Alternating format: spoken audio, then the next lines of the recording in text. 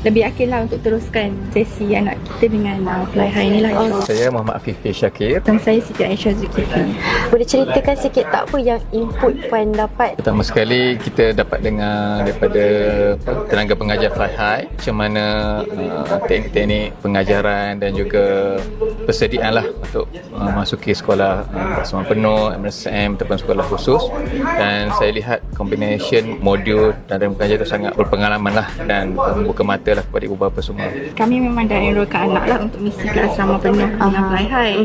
Baru sebulan. Sebelum ni anak kita je yang terlibat dengan kelas tu kan. So hari ni bila kita datang sebagai ibu bapa, kita dapat pendedahan lah apa sebenarnya yang anak kita dapat benefit daripada menyertai kelas dengan Fly High ni. So hari ni kita macam lebih yakin lah untuk teruskan sesi anak kita dengan Fly High ni lah.